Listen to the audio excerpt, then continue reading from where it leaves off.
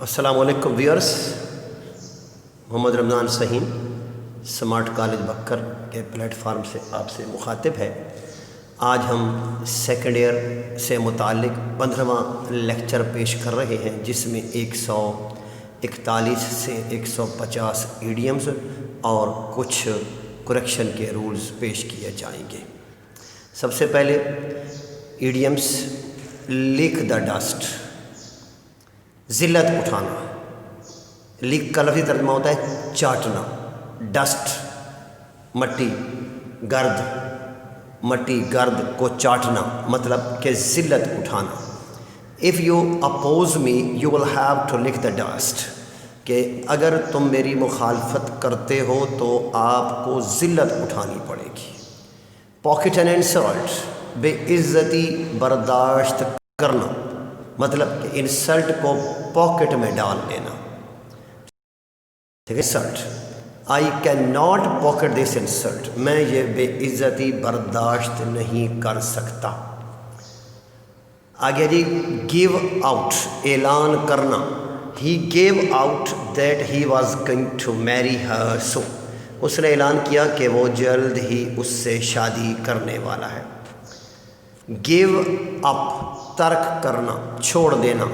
ہی give up smoking, اس نے cigarette نوشی ترک کر دی۔ گیو آف، چل جانا۔ دا گن وینٹ آف، بندوق چل گئی۔ دا گن وینٹ آف، بندوق چل گئی۔ گو اوور، پڑھنا۔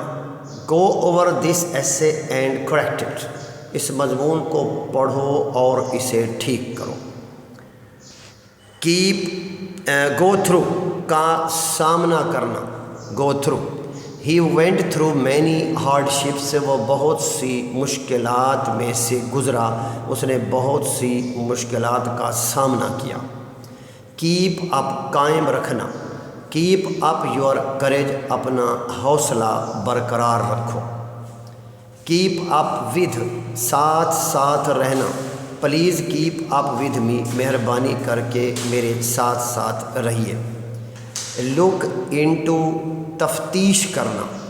The police was looking into the matter, police معاملات کی تحقیق کر رہی تھی۔ کریکشن کے بعد ایڈیمز کے بعد اب کریکشن کی بات آتی ہے، تو کریکشن کا رول نمبر 43، 4 اور 45 اس لیکچر کا حصہ ہے۔ I want leave as I intend to go home. Intend اور وش، انٹینڈ کمبینیشن، ٹھیک ہے جی، اور وش ہوتا ہے خواہش کا اظہار۔